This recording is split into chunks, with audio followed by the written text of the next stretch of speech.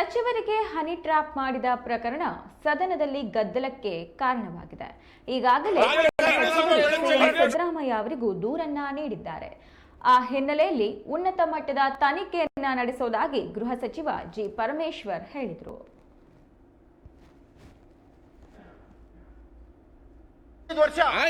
ಏನಂತ ತಲೆ ಎತ್ಕೊಂಡು ನೀವೇನ್ ಬೇಕಾದ್ರೆ ಪನಿಷ್ಮೆಂಟ್ ಕೊಡಿ. ರೇಪ್ ಮಾಡಿಲ್ಲ ಸಭಾಧ್ಯಕ್ಷರೇ, ಇವತ್ತು ಇಲ್ಲಿ ಬರ್ಲಿ, ಇವತ್ತು ಬಂದ್ಬಿಟ್ಟು ನನ್ನ ಎದುರುಗಡೆ ಪ್ರಮಾಣ ಮಾಡ್ಲಿ. ಅವ್ರು ಮುಗಿಯಂತ ಶನಿಮಾತ್ಮನ ದೇವಸ್ಥಾನಕ್ಕೆ ಹೋಗಿ ಮುಗಿತಾರೆ, ಪ್ರಮಾಣ ಮಾಡ್ಲಿ. ನಾನು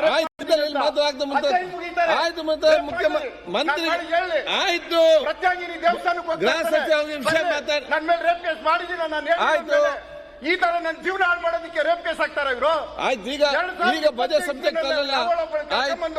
ರಾಮನಗರ ಡಿಸ್ಟ್ರಿಕ್ಟ್ ಅಲ್ಲಿ ಕಂಪ್ಲೇಂಟ್ ಕೊಡ್ತಾರೆ. ಆಯ್ತು, ಅವಳು ಇರೋದಿಲ್ಲಿ 50. ನೀವು ಮತ್ತೆ ಬಜೆಟ್ ರಾತ್ರಿ 2 ಗಂಟೆಗೆ 5 ವರ್ಷದ ಹಿಂದಿನ ಬಜೆಟ್ ಸಬ್ಜೆಕ್ಟ್ ಅಲ್ಲ. ಈ ರೀತಿ ನನ್ನ ಜೀವನ ಹಾಳು ಮಾಡಬೇಕು.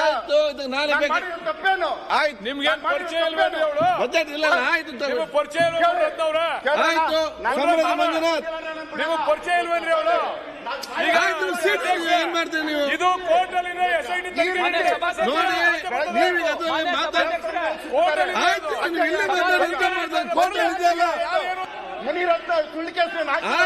ತನಿಖೆ ನಡೀತಾ ಇಲ್ಲಿ ಯಾಕೆ ಮಾತಾಡ್ತೀರಿ? ಇಲ್ಲೇ ಸಭೆ ತೆಗಿಬೇಡಿ.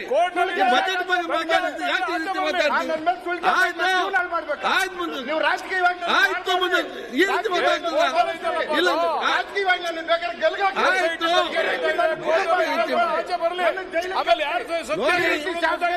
ಆಯ್ತು, ನೋಡಿ ಮಾತಾಡಿ ಸರಿಯಲ್ಲ. ಮತ್ತೆ ಹೇಳ್ತಾನೆ ಬಜೆಟ್ ನಲ್ಲಿ ಇದನ್ನು ಈಗ ಮಾತಾಡ್ದಲ್ಲ. ನೀವು ಬಜೆಟ್ ನಲ್ಲಿ ಯಾಕೆ ನೀವು ಪರ್ಸನಲ್ ವಿಷಯ ಕಡೆ ಮಾತಾಡ್ತೇನೆ ನೋಡಿ. ಆ ರೀತಿ ಮಾತಾಡಿ, ಬಜೆಟ್ ಬಗ್ಗೆ ಮಾತಾಡ್ರಿ. ಏನು ಮಾತಾಡ್ತಾರೆ? ಸಮ್ಮತಿ ಮಂಜುನಾಥ್ ಕಂಟಿನ್ಯೂ ಮಾಡಿ. ರಮೇಶ್ ಜಾರಕಿಹೊಳಿ ಜೀವನ ಮಾತಾಡಿ. ನೋಡಿ ಏನ್ ಬೇಕಂತ ಮಾತಾಡಿ. ಏನ್ ಮಾತಾಡ್ತೀರಿ? ಯಾವ ಶಬ್ದ ಮಾತಾಡಿ. ನೋಡಿ ನಾನು ಕೂತ್ಕೊಂಡು ಸುಮ್ಮನೆ ನೋಡಿ, ಸುಮ್ಮನೆ ಕೂತ್ಕೊಳ್ಬೇಕಾಗ್ತದೆ. ಸರಿಯಾಗ್ತೀನಿ ನಾನು. ಆಯ್ತು, ಈಗ ಇದನ್ನು ಈಗ ಆಯ್ತು, ನಿಲ್ಲಿಸಿ. ಈಗ ಆಯ್ತು, ಈಗ ನೋಡಿ ಮತ್ತೆ ಮಾತಾಡ್ಬೇಕು. ಆಯ್ತು, ಇಲ್ಲಿ ಹಾಕಿದ್ರೆ ಹೇಳ್ತೇನೆ. ಈಗ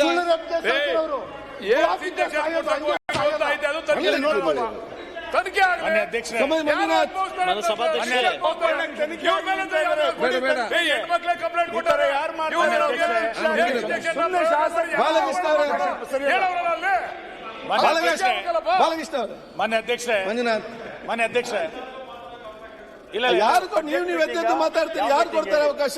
ಅವ್ರಿಗೆ ಬೇಕು ಅವ್ರು ಮಾತಾಡ್ತಾರೆ, ನಿಮ್ಗೆ ಬೇಕಾಗ ನೀವು ಮಾತಾಡ್ತಾರೆ, ಇವರಿಗೆ ಬೇಕಾದ್ರೆ ಇವರು ಮಾತಾಡ್ತಾರೆ. ಅವ್ರು ಸರಿಯಾಗಿದೆ, ಎಲ್ಲ ಕೂಡ ಸರಿ ಆಗ್ತದೆ.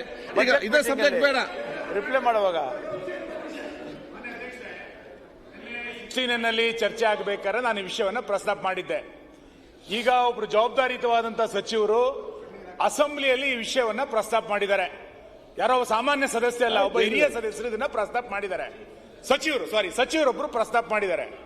ಇದನ್ನ ಈ ಸದನ ಯಾವುದೇ ರಾಜಕೀಯ ಪಕ್ಷದ ಭೇದ ಭಾವ ಇಲ್ಲದಂತೆ ಇದನ್ನ ಅತ್ಯಂತ ಉಗ್ರ ಶಬ್ದಗಳಲ್ಲಿ ಇದನ್ನ ಖಂಡಿಸ್ತವೆ. ಯಾವುದೇ ಕಾರಣಕ್ಕೆ ಈ ರೀತಿಯಾದಂತಹ ಘಟನೆಗಳು ಯಾರ ಬದುಕಿನಲ್ಲೂ ಕೂಡ ಆಗಬಾರದು. ಇದು ಬಹಳ ಸ್ಪಷ್ಟ. ವಿರೋಧಗಳು, ವೈಷಮ್ಯಗಳು ಸಿದ್ಧಾಂತದ ಅಡಿನಲ್ಲಿ ನಡೀಲಿ. ಒಂದು ನಿಮಿಷ ಸರ್, ಸಿದ್ಧಾಂತದ ಅಡಿನಲ್ಲಿ ನಡೀಲಿ. ಕಾರ್ಯಕ್ರಮಗಳ ಮುಖಾಂತರ ಪ್ರತಿಸ್ಪರ್ಧಿಯನ್ನು ಸೋಲಿಸುವಂತ ಪ್ರಯತ್ನಗಳು ನಡೀಲಿ. ಯೋಜನೆಗಳ ಮುಖಾಂತರ ಪ್ರತಿಸ್ಪರ್ಧಿಯನ್ನ ಸೋಲಿಸುವಂತ ಪ್ರಕರಣಗಳು ನಡೀಲಿ. ಹನಿ ಟ್ರ್ಯಾಪ್ ಮುಖಾಂತರ ಇನ್ನೊಬ್ಬನನ್ನ ನೀವು ಕಟ್ಟಿ ಹಾಕುವಂತ ಪ್ರಯತ್ನ, ಒಬ್ರು ಒಳಗೆ ಇನ್ನೊಬ್ರೊಳಗೆ ಪ್ರಭಾವಿಗಳಿದ್ದಾರೆ. ಒಬ್ರು ಸಚಿವರು ಹೇಳಿದ್ದಾರೆ ಸುಮ್ಮನೆ ಕುತ್ಕೊಳ್ಳಿಕ್ ಆಗಲ್ಲ ಅಂತ. ಹೇಳಿದ್ದಾರೆ ಮಾನ್ಯ ಅಧ್ಯಕ್ಷರೇ, 48 ಜನ ಇದರಲ್ಲಿ ಟೀಮ್ 48 ಜನರ ಮೇಲೆ ಆಗಿದೆ ಅಂತ ಹೇಳಿದ್ರು. ಗೃಹ ಸಚಿವರಿಗೆ ಪತ್ರ ಮುಖೇನ ಕೊಡ್ತೀವಿ ಅಂತ ಹೇಳಿದ್ದಾರೆ. ಗೃಹ ಸಚಿವರು ದಯಮಾಡಿ ಇಲ್ಲೇ ಉತ್ತರ ಕೊಡಬೇಕು ನೀವು. ಯಾಕೆ ಅಂತಂದ್ರೆ ನಿಮ್ಮ ಜಿಲ್ಲೆಯ ಸಚಿವರದೇ ಈ ಪರಿಸ್ಥಿತಿ ಆದ್ರೆ ಇನ್ನು ಕರ್ನಾಟಕದ ಜನರ ಪರಿಸ್ಥಿತಿ ಏನು? ಯಾರು ಇದರಿಂದ ಕೈವಾಡ ಇದ್ದಾರೆ? ಅಷ್ಟು ದೊಡ್ಡ ಸಚಿವ